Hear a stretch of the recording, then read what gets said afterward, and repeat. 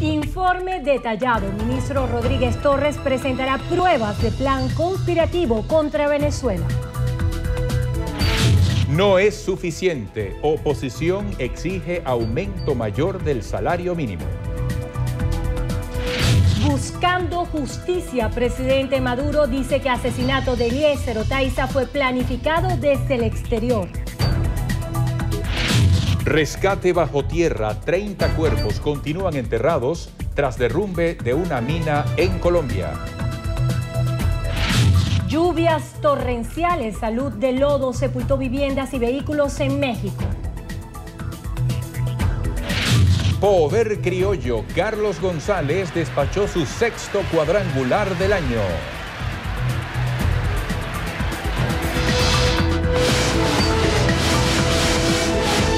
Noticiero Venevisión. Información justa y balanceada.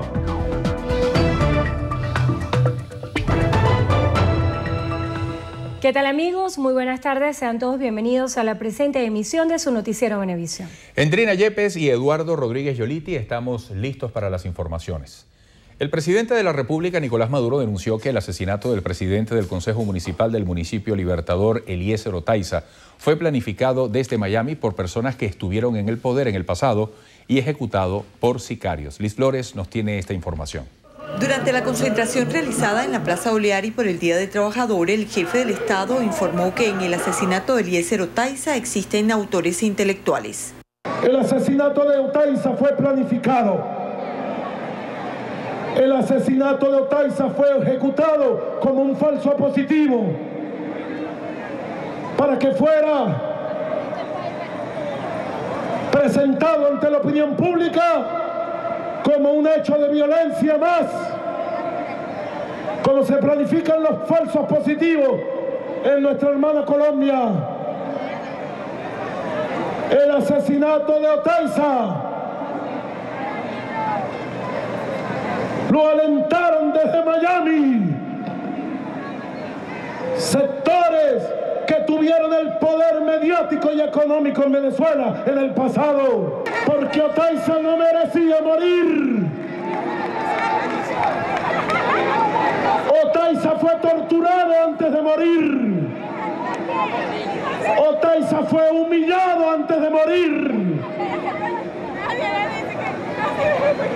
Un mensaje claro de quienes con odio planificaron con sicarios de bandas delictivas el asesinato de nuestro comandante revolucionario Eliezer Otaiza. Yo no voy a callar estas verdades. Nadie me va a hacer callar estas verdades de la historia de este año, de la historia de esta lucha. Ni burócratas, ni periodistas tarifados. El presidente Maduro también hizo denuncias contra el gobierno de Estados Unidos. Tengo pruebas nuevas de la participación de funcionarios de la Embajada de Estados Unidos en la conspiración directamente con los guarimberos, con los sectores que dirigen el intento de golpe de Estado. Tengo pruebas que él estaba muy preocupado por el pueblo de Venezuela, dijo Obama. ¿Por qué no se preocupa por los 40 millones de pobres que hay en los Estados Unidos? Sin educación, sin salud, sin vivienda, sin empleo. ¿Por qué no se preocupa? Y lo voy a plantear ante UNASUR. Yo rechazo y repudio cualquier condicionamiento que pretenda Estados Unidos hacer a la conferencia de paz, a las mesas de diálogo.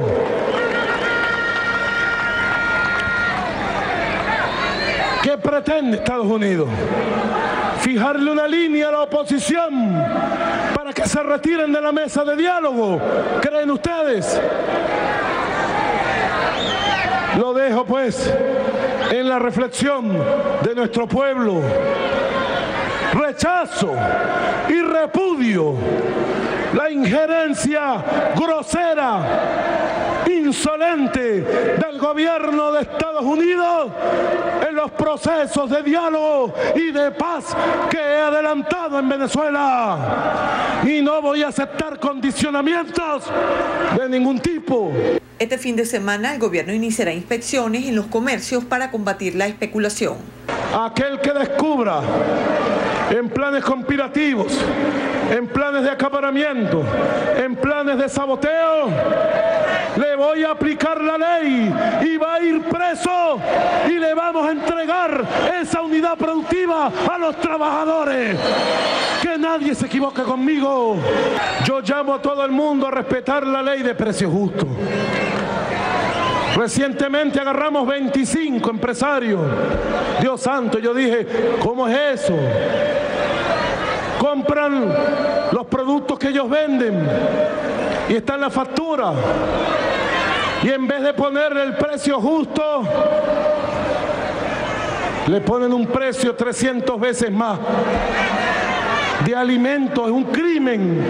Especular con un crimen es pecado capital. Durante el encuentro con los trabajadores también destacó que en 19 años los gobiernos anteriores hicieron 7 aumentos salariales, mientras que en 15 años este gobierno aumentó 26 veces el salario mínimo.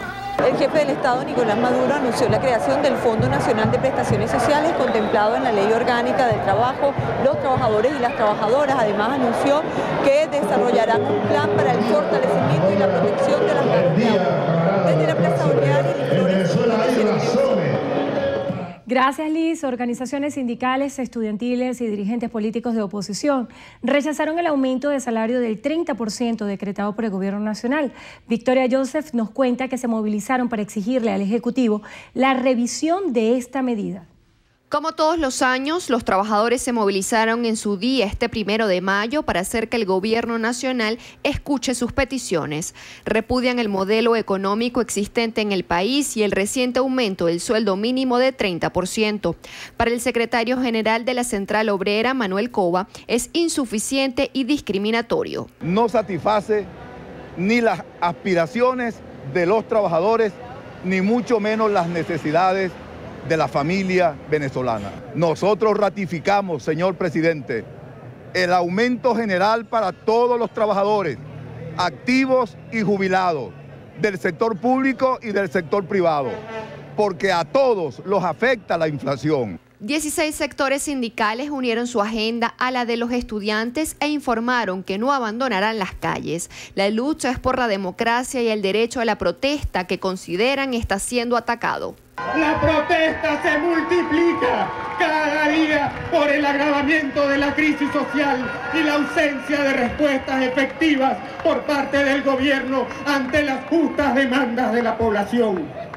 La Unidad de Acción Sindical y Gremial ha asumido el compromiso indeclinable de impulsar los cambios. Algunos sindicatos anunciaron que de no obtener respuestas a las peticiones convocarán a un paro general de actividades durante 24 horas como medida de presión.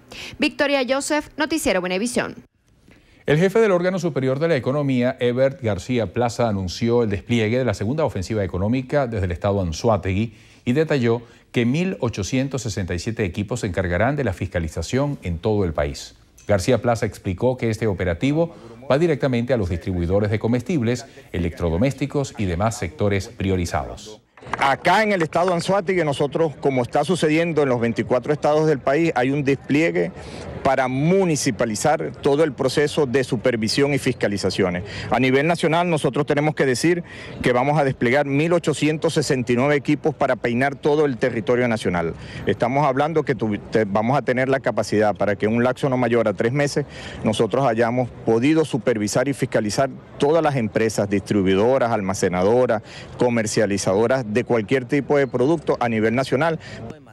El gobernador del estado Anzoátegui, Aristóbulo Isturiz, destacó que el Poder Popular, junto al órgano superior de la economía, defenderán los derechos de todos los ciudadanos. 14 instituciones que tenemos que enfrentar 3 flagelos. El que tiene que ver con la producción. Producir es la primera línea. En segundo lugar, enfrentar la especulación y el acaparamiento. Y en tercer lugar, garantizar el abastecimiento. Y garantizar, por supuesto, con este abastecimiento los precios justos. La diputada Dinora Figuera exige al Gobierno Nacional un aumento general de sueldos y salarios del 50%, más el ticket de alimentación. Considera inapropiado el ajuste hecho por el Gobierno Nacional. Desde la Asamblea Nacional vamos a seguir trabajando por una ley de aumento general de sueldos y salarios y de la cesta ticket para los viejitos que dignamente han tenido que ir del timbo al tambo luchando por unas exigencias en materia de seguridad social. Una deuda grande que tiene el Gobierno Nacional, sin duda alguna, es la ley de ama de casa.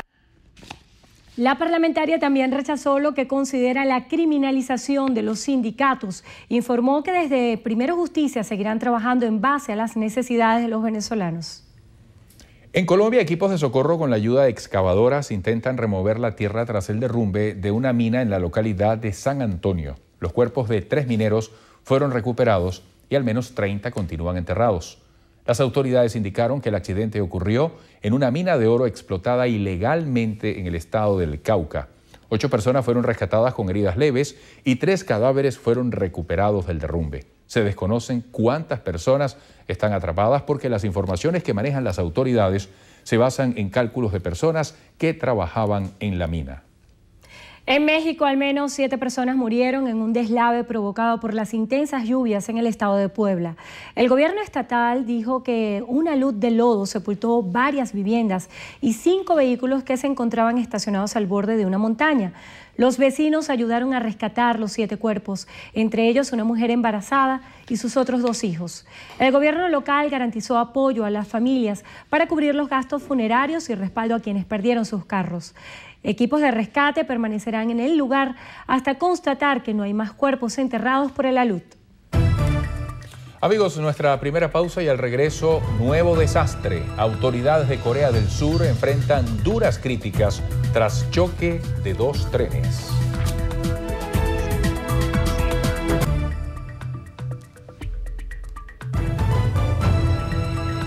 La superintendente de Precios Justos, Andreina Tarazón, anunció que la Fuerza Armada Nacional junto al CENIAT e inspectores de la Presidencia de la República garantizarán el acceso a los bienes y servicios a precios justos, como parte de la segunda fase de la llamada ofensiva económica.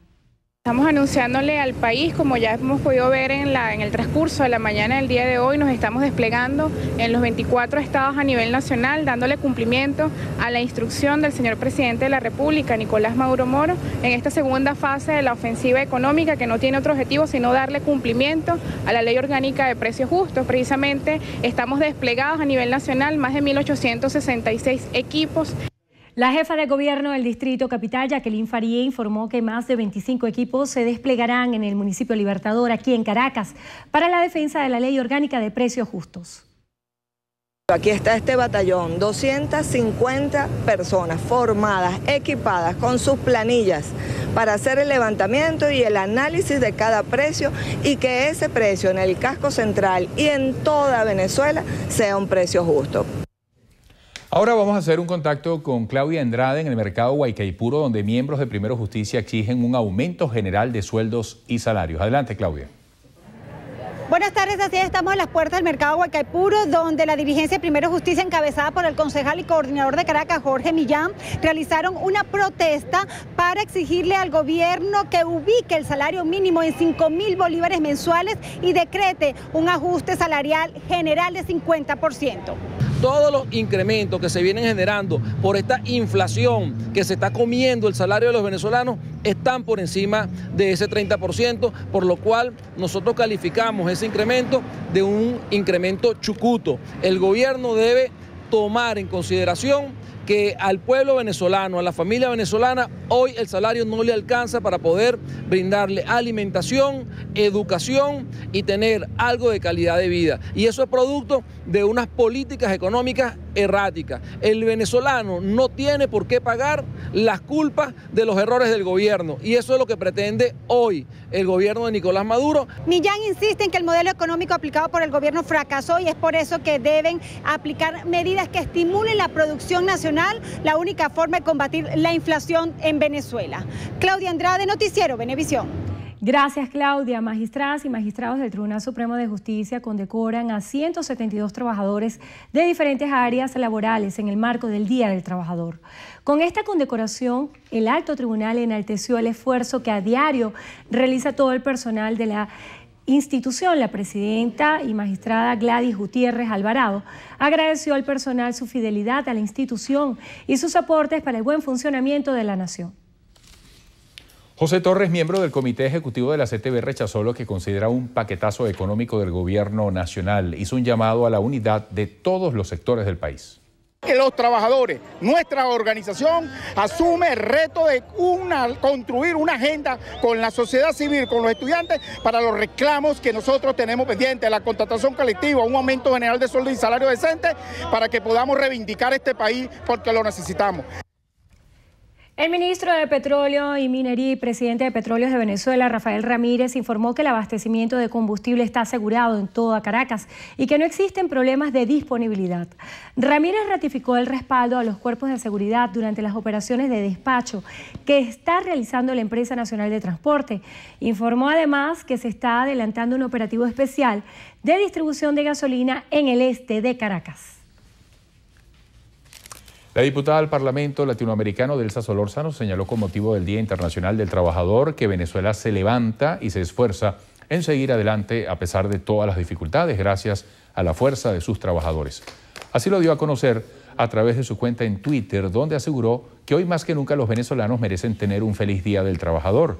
Dirigió el mensaje a todos aquellos que han perdido su empleo debido a lo que considera las malas políticas del gobierno. Al mismo tiempo resaltó la cantidad de profesionales, madres y jóvenes desempleados que no gozan de bienestar social. Otra pausa y en minutos, guerra de religiones. Más de 19 muertos dejó explosión de carro bomba en Nigeria.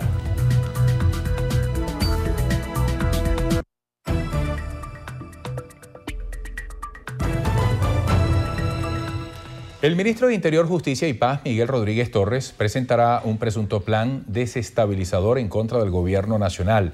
Así que a esta hora hacemos un contacto en vivo y en directo con nuestra compañera Milagro Zambrano. Buenas tardes, Milagro. ¿No se ha producido todavía esa declaración? Adelante. Sí, buenas tardes. Efectivamente, aquí en el Ministerio de Interior y Justicia ya se ha dado inicio a la rueda de prensa de Miguel Rodríguez Torres, titular de Interior, Justicia y Paz, sobre el plan desestabilizador y sobre algunas pruebas que se estarían presentando respecto a los allanamientos que se han realizado en los últimos días y las investigaciones que adelanta el gobierno. También se van a conocer algunos detalles respecto al caso de Otaiza que se estarán presentando. Escuchemos. La propagación continental del ideal bolivariano, eso es vital, es fundamental para los Estados Unidos, y apropiarse y controlar la reserva petrolífera más grande del planeta. En función a esos dos grandes objetivos que se definen dentro de los objetivos permanentes del Departamento de Estado y que van contra el Estado venezolano, contra la nación venezolana, se empiezan a desarrollar acciones.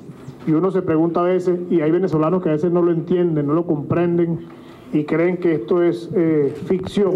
¿Por qué establecer estos objetivos? ¿Por qué hablar de impedir la propagación continental del pensamiento bolivariano? En primer lugar, porque si hacemos un poquito de historia, después de la caída del muro de Berlín y que desaparece la Unión Soviética, aparece aquella tesis del pensamiento único, del fin de la historia y el último hombre, de que todos los países del mundo iban avanzando hacia el neoliberalismo. Y aparece también un país pequeño, caribeño, latinoamericano, petrolero, que le señala al mundo que hay otro rumbo posible y que hay otra forma de construir la sociedad. Que un país como el nuestro, que siempre fue neocolonizado por los Estados Unidos, que siempre fue incondicional, sus gobiernos fueron incondicionales con las decisiones de los Estados Unidos. Llegamos a venderles el petróleo a 6, 7 dólares el barril. Hacíamos exactamente lo que ellos querían y disponían. Y que desde un país como este haya insurgido un movimiento bolivariano y haya propuesto al país y al mundo una nueva forma de ver la sociedad y de construir un nuevo modelo de sociedad con valores distintos, con una ética distinta y con una lógica diferente, indudablemente es prácticamente un desafío al país más poderoso del mundo, que señalaba que el camino era una sociedad neoliberal. Y aparte de eso, aparece en Venezuela la faja del Orinoco, pues. La faja del Orinoco, que tiene la reserva petrolera más grande de todo el planeta. E indudablemente los Estados Unidos es uno de los más grandes consumidores energéticos del mundo, y allá al alcance de su mano siempre tuvo el control del petróleo venezolano y quisiera mantener el control sobre la faja, e indudablemente surge, repito, un gobierno rebelde, un gobierno que no acepta esas condiciones, que declara la soberanía como un principio fundamental, y eso nos convierte pues, en un objetivo político inmediato, estratégico de esa gran potencia. A partir de esos objetivos que establece el Departamento de Estado norteamericano, se definen dos caminos para atacar con mucha fuerza a la revolución bolivariana. No solamente a las personas que lideran la revolución, en principio nuestro comandante Hugo Chávez, sino a la revolución como proceso bolivariano. Y definen dos líneas de acción inicialmente, que son atacar a Venezuela por el tema de los derechos humanos, acopiar información que ellos obtienen a través de lo que llamamos nosotros en algunos casos sus procónsules. Ejemplos de ello tenemos a Ledesma, Leopoldo López, María Corina Machado, Diego Arria y muchos actores políticos más.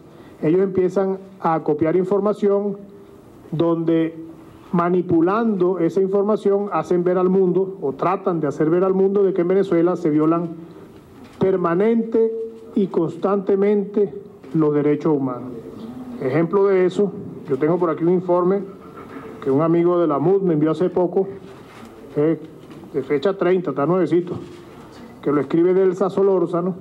Ellos pretenden elevar estos informes a varias instituciones internacionales, donde señalan que las fuerzas de seguridad actúan, se empeñan junto con grupos paramilitares. Cosas como esas dicen ellos al mundo, irresponsablemente y sin ningún tipo de pruebas, y permanentemente acusan al Estado venezolano ante organismos internacionales, y tienen un bufete en los Estados Unidos que se encarga de ir recopilando todo, armando expedientes para ir aportándole información al Departamento de Estado que le permite en algún momento tomar decisiones políticas e inclusive militares contra Venezuela.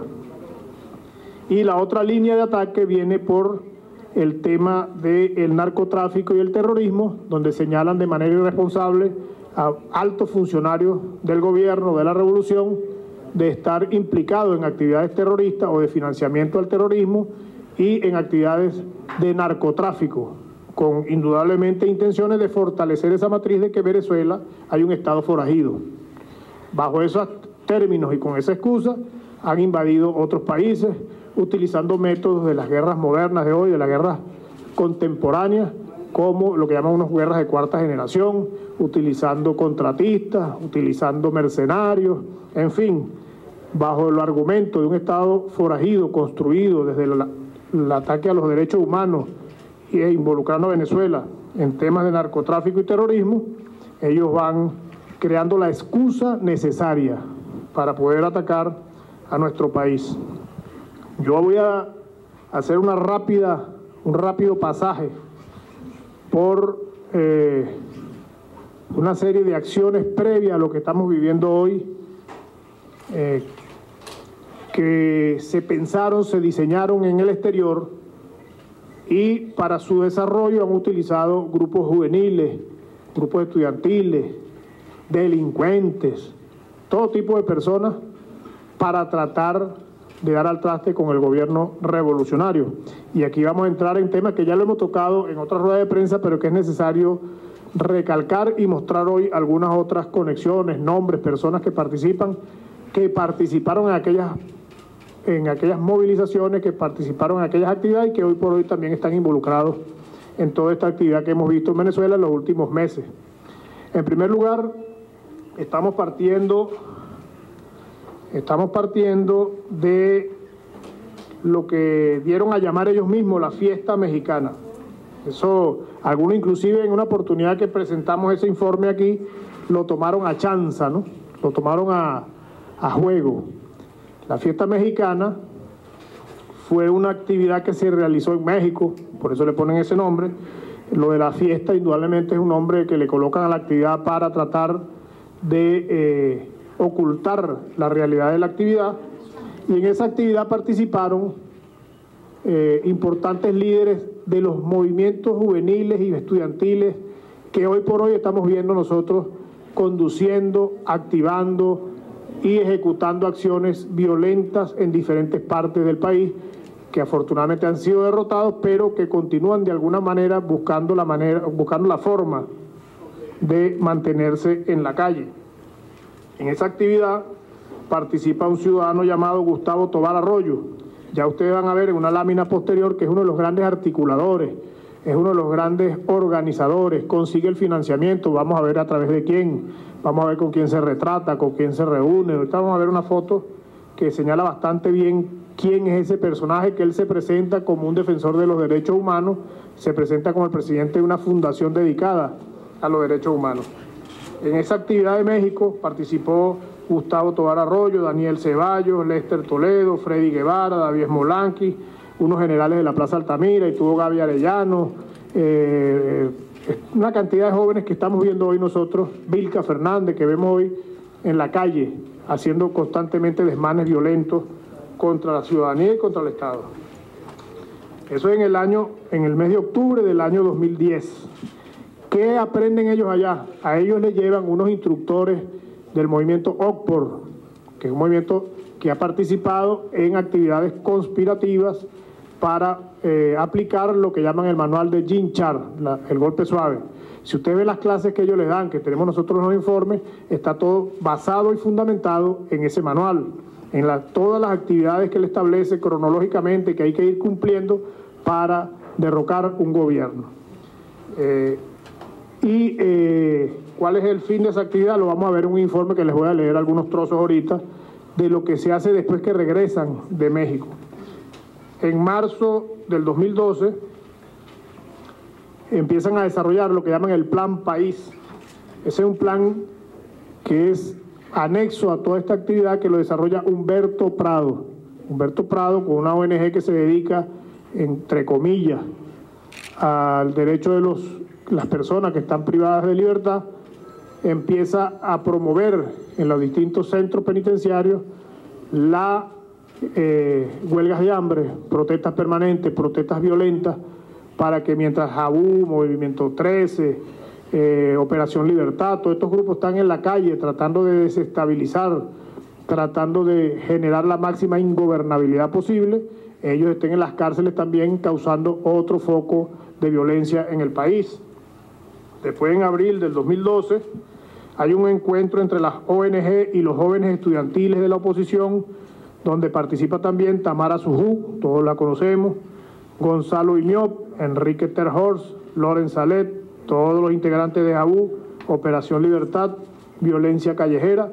Es lo que planifican es violencia callejera para derrocar al gobierno. Ahorita les voy a leer un informe sobre JABU completo para que vean qué es lo que se trata en los campamentos de JABU, que también vamos a ver algunas fotografías. Si ustedes ven la lámina, agarra este micrófono aquí un momentico. Si ustedes ven esta lámina, en primer lugar tenemos elementos que señalan el financiamiento de la NET, Freedom House, Canvas, el AEI y OTPOR a esta organización. Tenemos la demostración de las conexiones que existen entre Otto Reich y elementos como Gustavo Tobar Arroyo, que es el gran articulador de todo este movimiento. Gustavo Tobar Arroyo tiene comunicaciones permanentes también con el expresidente Vicente Fox de México, y tenemos demostraciones de su contacto permanente, y él viaja permanentemente a Miami, allá se reúne con Eligio Cedeño aporta financiamiento para todas las movilizaciones al exterior que tengan que hacer para preparar a la gente. En esa fiesta participa, repito, la gente de Operación Libertad, donde está Vilca Fernández, Jabú, donde está Julio Rivas, el Movimiento 13, donde está Gaby Arellano, y elementos de Voluntad Popular como Daniel Ceballos, David Molaski, Manuela Bolívar y Freddy Guevara. También participa John Goicoechea. ¿A qué llegan ellos en esa reunión de México? En primer lugar, que hay que aplicar el manual y hacen un resumen de 50 pasos fundamentales que tienen que aplicar para derrocar el gobierno del comandante Chávez para el momento.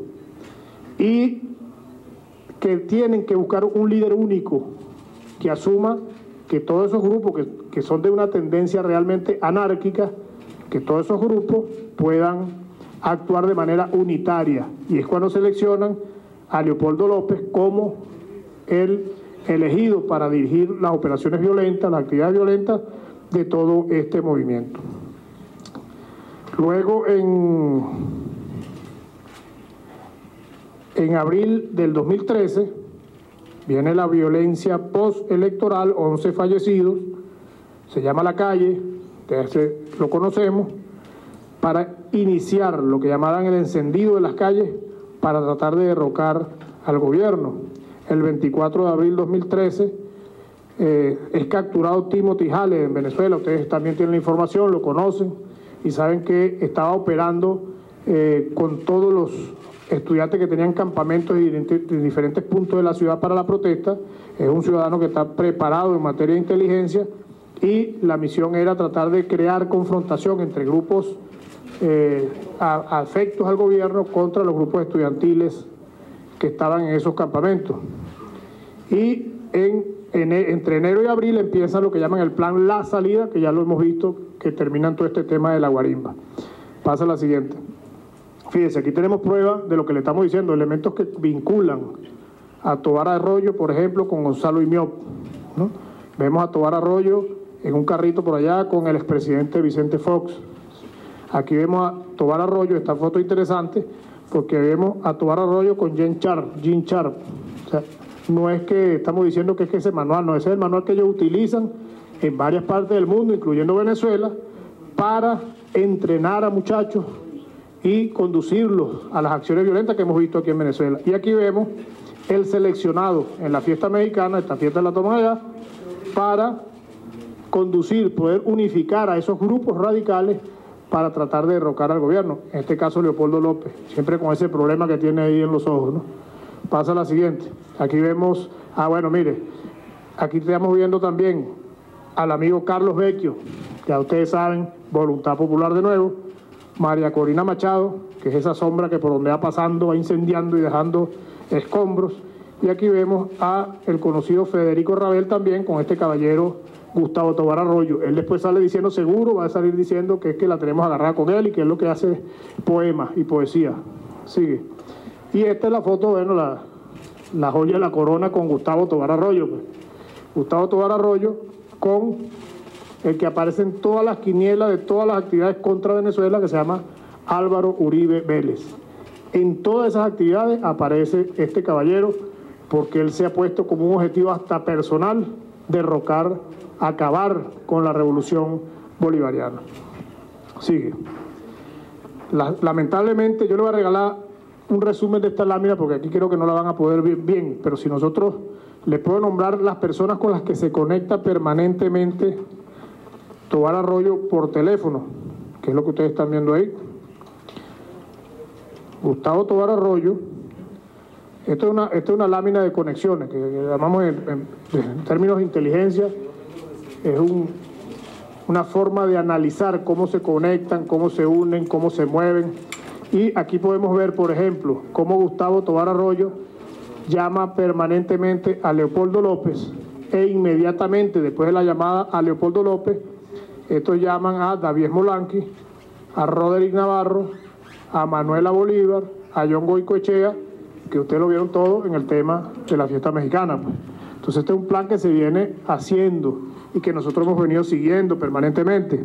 También vemos cómo Gustavo Tobar Arroyo se comunica directamente con Jean Char a través de unos teléfonos que tenemos ahí señalados, con Eligio Cedeño, tiene una cantidad importante de llamadas, y a su vez Eligio Cedeño se comunica con Vicente Pugliese y con un señor que se llama José Antonio Colina, que si ustedes saben quién es José Antonio Colina, es un oficial retirado de la Guardia Nacional que puso las bombas en la embajada, en los consulados de Colombia, en el consulado de España, en aquellos tiempos de la mesa de diálogo y en el edificio Caracas Teleport, cuando estaba en ese momento el vicepresidente, creo, José Vicente Rangel, conduciendo las mesas de diálogo. Este señor, que ahora se comunica permanentemente con Elío Cedeño, fue quien colocó las bombas en esos sitios. Y también tienen comunicaciones con gente de la PNUD, de la OEA, con Gaby Arellano, con Loren Salé, con Vilca Fernández, con Julio Rivas, todo lo que estamos viendo nosotros que se reunieron en México para preparar estos planes. También hay otros actores importantes aquí con los que se comunica, pero bueno, ahí ya ustedes pueden ver que esto que está ocurriendo no es un hecho espontáneo, no es que la gente salió a protestar porque, bueno, faltaba la harina de maíz o porque no consiguieron el aceite, que puede generar alguna protesta, pero que el venezolano siempre lo hace en los marcos de la legalidad y de la constitucionalidad. Hay un bufete en los Estados Unidos, acuérdense que les venía diciendo que el ataque obliga a que los Estados Unidos, el Departamento de Estado, tenga a alguien dedicado permanentemente a armar un expediente que justifique, esa es la justificación necesaria, que justifique una intervención de cualquier tipo sobre nuestro país. ¿Qué bufete está desarrollando esas actividades en los Estados Unidos? El bufete de este señor llamado Hugh Cárdenas, que es un individuo con mucha influencia en Miami, en Washington, que tiene un equipo ligado a la derecha más extrema de los Estados Unidos. Puede pasar la siguiente, por ponerles un ejemplo. En su bufete está el esposo de Ileana Ross Lehtinen. Déjame verlo aquí, que aquí lo veo más claro. En el bufete de este caballero, que trabaja mucho para el Partido Republicano, está Dexter Lehtinen, que es el esposo de Ileana Ross Lehtinen, y ustedes ya han escuchado las posiciones de Ileana Ross contra Venezuela. Están personas como Tom Schultz, que posee una gran experiencia en litigios de materia pública, y otras personalidades que es bastante amplio la cantidad de personas que participan en esto, y tienen permanente también asesoría de Roger Noriega para efectos Venezuela. Este bufete es el que se encarga permanentemente de estar armando el expediente que justifique una acción contra Venezuela. Desde ese año 2009, nosotros hemos visto infinidad de actividades. Entonces yo, cuando veo este informe de Elsa Solórzano, que dice que el Estado venezolano articula con grupos paramilitares, es como que tratan de torcer la verdad. Por eso yo decía que tenemos que hablar de la verdad, tenemos que hablar con la verdad. ¿Quiénes han traído paramilitares a Venezuela? No olvidemos Daktari. Ahorita en 7 días cumplimos 10 años del caso Daktari. En su momento eso lo convirtieron en un chiste, lo convirtieron que ese era un montaje del gobierno, que si los paracachitos, inventaron cualquier cantidad de cosas. Pero el juicio a esos paramilitares fue abierto. Ahí que todo el que quiso entrar entró. Y ellos clarito explicaron cómo vinieron a Venezuela y qué vinieron a hacer en Venezuela. ¿Quiénes estaban en esa acción subversiva? ¿Quiénes de verdad trajeron paramilitares a Venezuela? Bueno, ahí están algunos. Ahí está Alfredo Peña, que era el alcalde mayor. El que en ese momento era el jefe de seguridad ciudadana era Iván Simonovis. Y el equipo de seguridad ciudadana de la alcaldía mayor que dirigía Alfredo Peña tenía 4 patrullas de la Policía Metropolitana permanentemente protegiendo el campamento Daktari. Eso está en todas las declaraciones, están los nombres inclusive de los funcionarios de la Policía Metropolitana que eran encargados de proteger el campamento. Simonovi era el secretario de Seguridad Ciudadana, pues. Y vemos cómo hoy lo defienden permanentemente. La policía de Baruta, la policía de Latillo, sobre todo la policía de Latillo. Aquí hay un personaje, señores, que todo no aparece por ningún lado, pero su mano siempre está detrás de todo esto, que se llama Salas Romer, el viejo. Salas Romer es el que financia, organiza, potencia el movimiento Jabú, que es un movimiento extremista. Ese caballero Salas Romer tiene vínculos, unos vínculos algo así como neocoloniales, con la familia Mendoza, Les recomiendo que estudien esa historia, cómo se vincula los Salas Romer con los Mendoza en Valencia. Esos vínculos los vemos nosotros en todas estas actividades y nos llama la atención de que él no aparece por ninguna parte. En este caso, fíjese estos personajes. Robert Alonso, que es el que trae el manual de la guarimba a Venezuela y lo distribuye. Y entonces le suman a los pasos que narra Jim Char el manual de la guarimba, ¿no? Vive en Miami, obviamente no vive en Venezuela, ni creo que venga, pero si viene aquí le espera una fría celda seguramente. Vuelve a aparecer otra vez Álvaro Uribe con Jorge Noguera.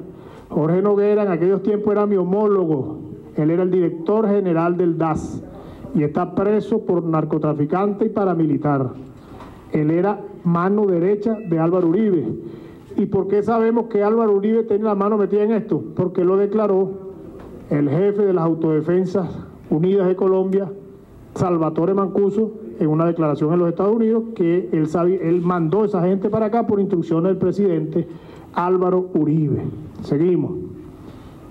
Fíjense el campamento de Jabú. Y aquí le voy a leer unos extractos, y disculpe que me alargue un poquito, lo que pasa es que aquí se maneja tanta información que a veces resumirla es un poco difícil. Este campamento de Jabú se realiza con cierta frecuencia en distintas partes del país.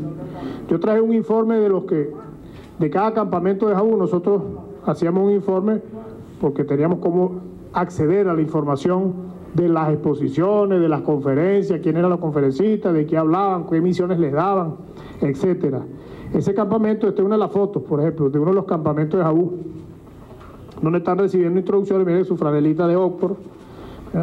Ahí le estaban dando clases sobre el manual de Jim Char, esa es la clase que le dan. Le voy a leer algunos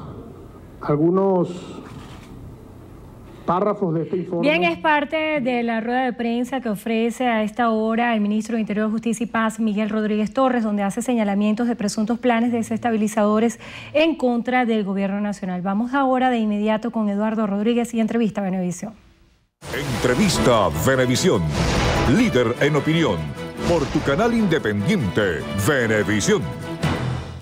Vamos a conversar ahora en Entrevista Venevisión con Helio Colmenares, viceministro para Derechos y Relaciones Laborales. Bienvenido. Bienvenido, gracias. Buenos días a toda la gente que sigue este programa.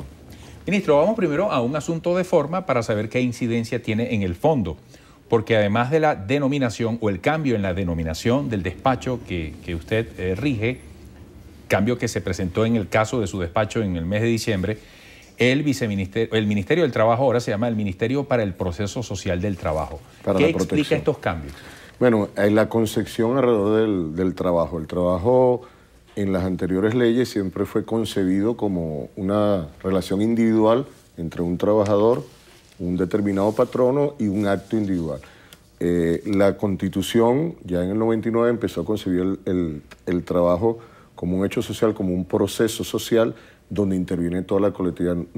No se puede producir nada sin la participación de la sociedad.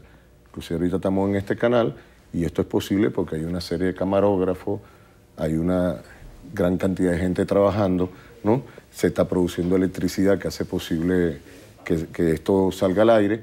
Es decir, hay una sociedad que está trabajando para que nosotros dos estemos sentados aquí.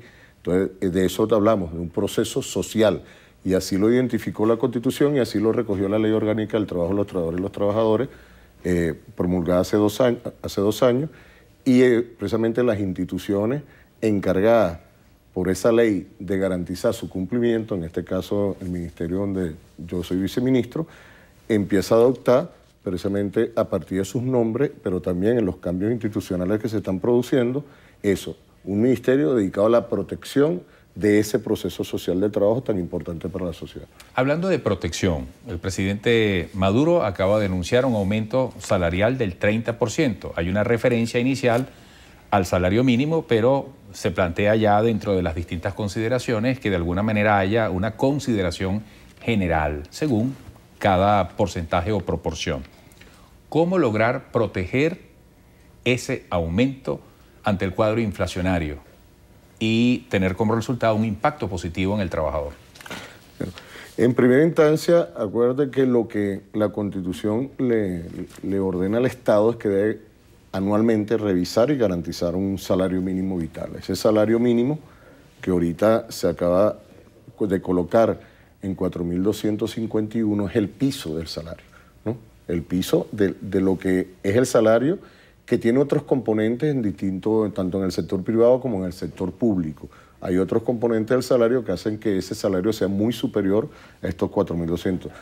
Ahorita solamente un 20% de los trabajadores están en salario mínimo. Recuerde que hay otros ingresos que no son salarios, como el caso de la ley de alimentación, ¿no?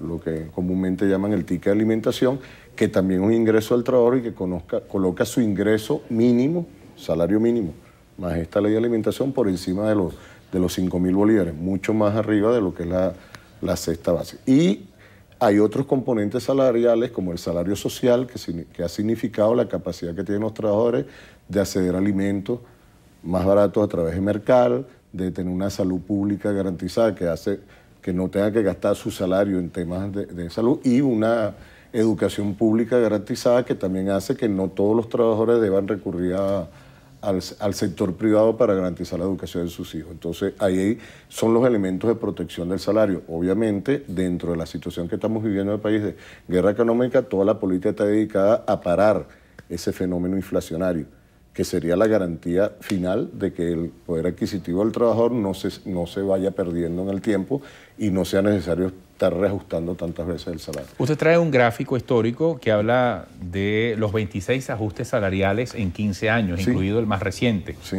¿Qué hay que destacar de ese registro?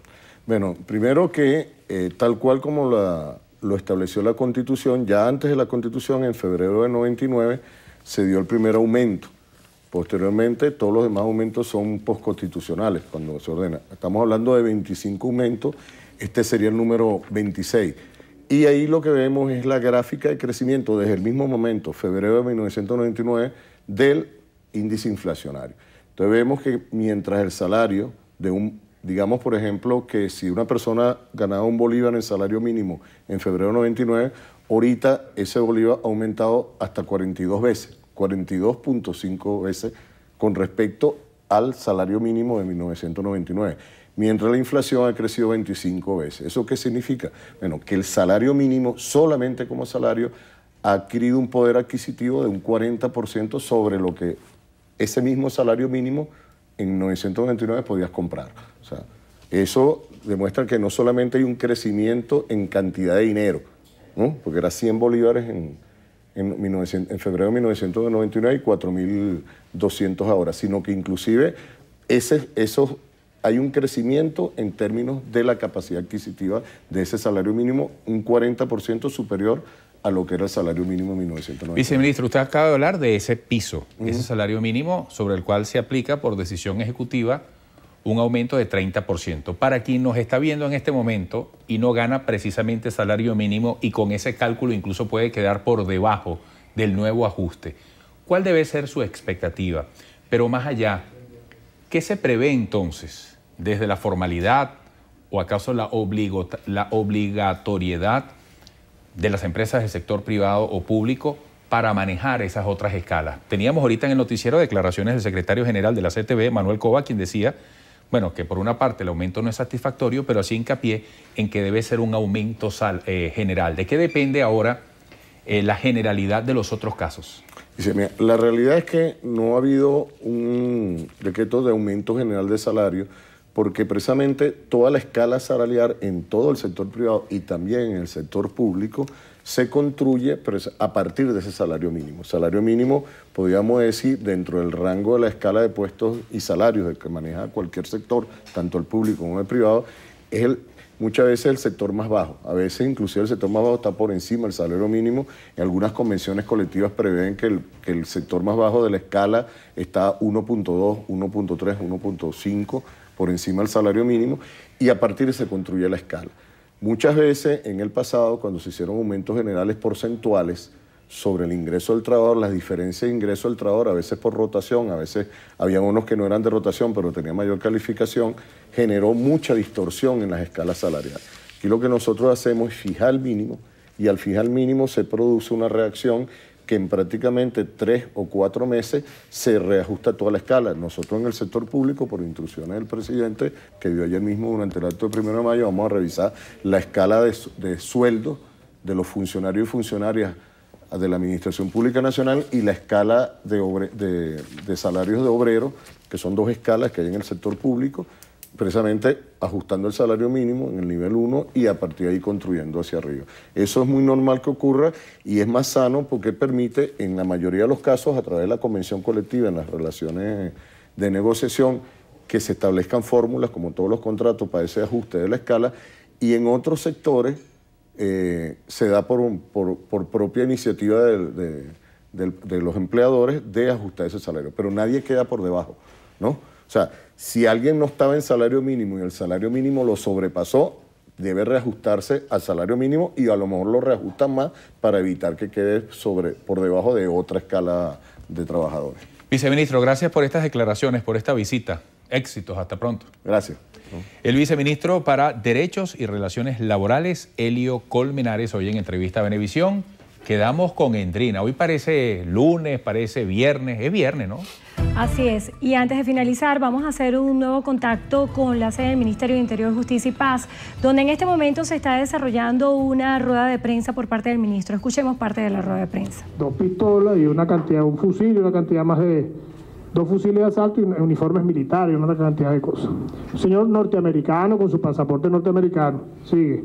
Le estoy poniendo a malos casos, quizás los que más podemos mostrar, ¿no? Estos son Yolanda Lara y José Fernández, especialistas en la construcción de artefactos explosivos, y fueron aprendidos el 21 de febrero del 2014 en Yaracuy. Estos señores tenían en sus escritos y en su equipo un plan de magnicidio contra el gobernador de Yaracuy. Sigue. Todo esto en lo que llaman algunos señores la protesta pacífica de la oposición, de los estudiantes, dicen ellos. Este caballero es un caso importante, Gabriel Alejandro Reyes Beltrán, código rojo en Interpol por el gobierno español. O sea, no pueden decir que es un montaje, que es que el gobierno venezolano lo sembró en la guarimba. Estaba guarimbeando, liderizando estudiantes, los organizaba. Es un adiestrador, es un entrenador para los estudiantes en el Táchira. Pasa la siguiente. En el tema de la guarimba, código rojo por narcotráfico. Entonces los padres, las madres, los familiares de los estudiantes, vean a lo que exponen estos señores irresponsables a sus hijos, a contaminarlo con un señor que está solicitado en el mundo por narcotraficante. Y ahora viene un caso interesante, más que el anterior, que es el de Hugo Alberto Nuncira Soto, que mantenía bajo una fachada de vendedor de la economía informal, se mantuvo en el Táchira también asesorando en materia de la organización, de las barricadas, de la resistencia, del armamento improvisado, porque este señor viene de participar en las autodefensas de Colombia, luego se enrola en los que llaman los urabeños, y hay una lámina que viene aquí, creo que está aquí después de esta, donde está como señalado entre los 20 más buscados en Colombia. No, bueno, si no la tiene después la vemos. Este señor está entre los 20 más buscados de Colombia, por pertenecer a la banda de los urabeños, que se ha dedicado a la guerra, al sicariato y al narcotráfico, y fue capturado por el 6CPC en una guarimba en el estado Táchira. Sigue. Estos señores, que es un caso bien interesante también, fueron capturados en Santa Fe, cargaban armas de fuego, equipos de comunicación satelital, oxígeno especial dentro de la camioneta, no sé si está la foto ahí de la camioneta y todo lo que se les incautó, armas de fuego, todo el equipamiento para la guarimba y para la resistencia. Uno de ellos lo estamos investigando a fondo porque tenemos muy buena fuente que nos señalan de que ese caballero tiene vinculaciones con servicios de inteligencia extranjeros. Hasta tanto no lo puedo probar, no lo voy a informar, pero la investigación va por muy buen camino. En el caso de Haysán Moquet, ¿verdad?, que es un terrorista de origen árabe, detenido en Aragua, ya lo presentó el gobernador del estado de Aragua, Tarek El Aizami, otro señor de origen extranjero, seguramente entrenando, adiestrando y preparando acciones terroristas en el territorio del estado Aragua. Este caso importante para los caraqueños que han tenido que sufrir la violencia indiscriminada, terrorista, en el municipio de Chacao y en algunos sectores de Baruta. Este señor, el aviador, fue capturado y su nombre correcto es Rodolfo Pedro González Martínez. Este señor viene de los tiempos de la Coordinadora Democrática, el bloque democrático, siempre pasa hacia las filas radicales, de las supuestas democráticas a las radicales. Es allanado por el Servicio Bolivariano de Inteligencia, le incautan armas de fuego, municiones, materiales para actividades subversivas, pero lo más importante de lo incautado es que permite observar y ver que ese caballero es como el articulador logístico de toda esa gran operación que estaban haciendo ellos aquí en Caracas. ¿Dónde conseguimos eso? En sus computadores, que todavía después de 2 días se le está bajando información valiosa para la investigación. ¿Quiénes aparecen así en una primera revisión de sus conexiones? Antonio Ledesma, que es el actual alcalde mayor de Caracas. Vamos a buscar aquí mi lámina que se ve un poquito más clarita.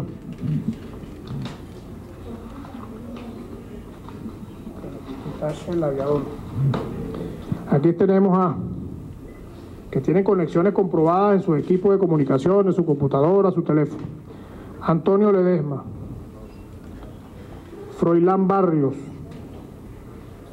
Darío Ramírez, concejal del municipio Sucre, Pablo Medina, dirigente político, Vilca Fernández, no podía faltar, Rosmit Mantilla, que es este que se acaba de detener en un allanamiento, y se le consiguieron sobres con dinero dirigidos a cada uno de los sectores donde están los campamentos para mantener viva la guarimba.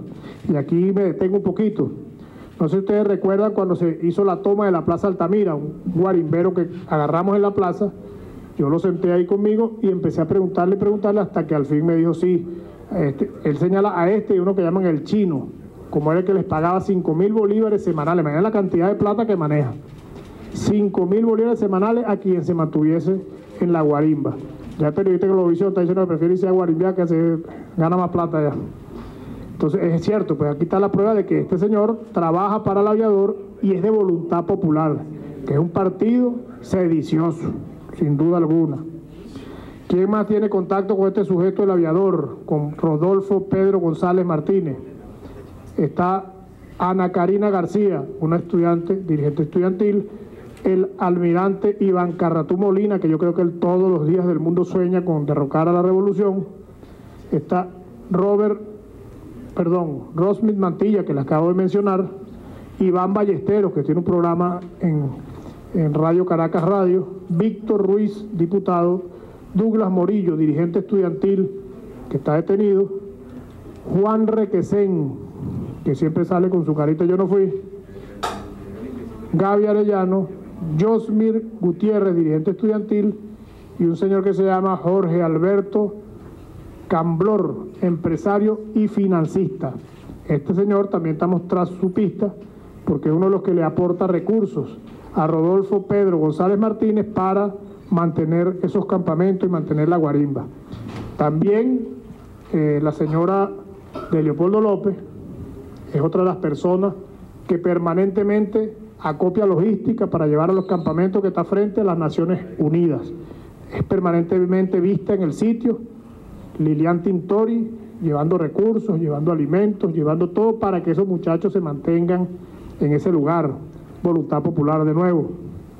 Y un dato que me llegó minutos antes que vamos a procesar es que el hermano de un gran banquero venezolano privado es el que ha estado financiando permanentemente las guarimbas en el sector Santa Fe a lo interno. Ya esas guarimbas no están, pero en el tiempo que permanecieron él era uno de los que aportaba los recursos a este grupo para que pudiesen mantenerlo. Es un banco muy grande del país. Su hermano está metido en esto. Vamos a comprobarlo. En el computador portátil del amigo este que llaman el aviador, ahí hemos conseguido los contactos con estudiantes, con gente inclusive de la delincuencia organizada, y ese tema lo vamos a tocar ahorita en un ratico. Operadores financieros, solamente hemos tocado algunos nombres, cabecillas de la oposición que imparten instrucciones en cuanto a la organización, y financistas Inclusive hay una agencia de viajes, eso lo podemos dar ahorita como primicia, una agencia de viajes llamada OVNI, que aparece también financiando permanentemente. Una cauchera que queda en La Castellana. Tenemos varios nombres de personas e empresas que se han prestado para financiar esto. Fíjense lo que se le consigue a este señor que llama El Aviador. Armamento, municiones, gasolina, todo lo que él permanentemente tiene que estar distribuyendo para lo que se encuentran o se encontraban en la guarimba. Y él era también un articulador en materia de seguridad. Por eso él contacta a este señor que se llama Pedro Enrique Paraqueimo Hernández. Pedro Enrique Paraqueimo Hernández lo conozco yo bastante bien. Es un ex comisario de la DICIT de aquellos tiempos de Henry López, un alumno de Henry López Cisco, y lo están utilizando ahorita en materia de asesoría para seguridad en toda la protesta violenta en el este de la ciudad. Van a ver los nombres de las personas que le mencioné, aparecen ahí con mayor claridad. Y al final tienen ustedes una lista de otros extranjeros que han sido detenidos con armas, con documentos, en guarimbas en distintas partes del país. ¿Qué queremos nosotros mostrar con esto a los venezolanos? Viene ya una reflexión final de todo eso que hemos visto. Hay mucha, es demasiada información y la síntesis de todo eso es bastante complicada para la televisión por razones de tiempo. Pues habría que darle una conferencia de 2 horas para echar el cuento completo. Pero ¿qué es lo que queremos nosotros resaltar con esto? Que lo que está viviendo Venezuela es sin duda alguna un plan de conspiración insurreccional con fines claros de derrocar al gobierno legítimamente instaurado en el país, y que ese plan obedece a un objetivo estratégico permanente del Departamento de Estado de los Estados Unidos. Eso está clarito. Que a unos no lo asuman, que a otros no lo entiendan, que a otros no lo acepten. Nosotros tenemos suficiente trabajo en esta materia para aseverar esta teoría y asegurar que lo que está ocurriendo proviene de ese objetivo estratégico establecido. Es importante, para terminar esta rueda de prensa, que los venezolanos sepan que el camino para la construcción de la patria es el camino de la paz. Tiene que haber necesariamente una ruptura clara, definitiva, entre los que dirigen el sector de la oposición, que ha decidido avanzar por el camino democrático, y estos grupos o sectores que siguen aún decididos a utilizar la violencia y el terrorismo como los métodos para alcanzar el poder en Venezuela. Ya la política de Eudomar Santos, que han aplicado desde el 99 hasta hoy, lo que se llaman sectores democráticos, tiene que cesar. Esa política de cómo va viniendo, vamos viendo, ¿no? La cosa violenta va saliendo bien, entonces nos quedamos calladitos. No digamos nada, no toquemos, no, porque nos vamos a echar encima a los violentos. La cosa empieza a decaer, la sociedad empieza a reclamar, la sociedad empieza a rechazar, entonces nosotros salimos, rechazamos la violencia. Entonces van jugando, como el viento vaya soplando, ellos se van pegando ese viento ahí. Hay que hacer una ruptura tajante, clara, concisa, precisa ante el país, de que quienes están de un lado y quienes están del otro, y que es la mesa del diálogo, es la conversación permanente, el camino para que este país pueda desarrollarse, pueda crecer en paz, y es lo que todos los venezolanos esperamos y aspiramos. Ya ustedes han visto algunos actores, les he nombrado algunos, han visto fotografías de los que han ido conduciendo todo esto. ¿Qué viene ahora? Porque siempre me preguntan, bueno, ¿y después de esto qué? Estos planes no mueren aquí, en estos informes está clarito. Cesada la guarimba, tiene que pasar a una nueva fase. Si escuchamos las declaraciones de Vilcar Fernández, creo que de hoy, de María Corina Machado, viene otra fase. Entre los elementos de esa otra fase está la aplicación del método del terrorismo. Ya lo estamos viendo. Cuando entran a un estacionamiento y creman 7 vehículos. La misma muerte de Otaiza, que estamos investigando a fondo, porque obviamente no es una muerte normal que sea achacable a la delincuencia organizada o a la delincuencia común, asesinatos selectivos. Esa es una fase en la que pudiésemos entrar, pero que estamos seguros que si el pueblo, la sociedad venezolana como un todo, se suma, apartando las diferencias ideológicas y políticas, a construir la paz y a rechazar, a aislar a los violentos, podremos alcanzar el éxito y seguir avanzando en la construcción de un país pacífico. Entonces, este es el mensaje a los venezolanos: asumamos todos la construcción de la paz, rechacemos y aislemos a los violentos para poder tener un país cada día mejor. Si hay alguna pregunta. Sí, buenas tardes, ministro. La primera pregunta sería...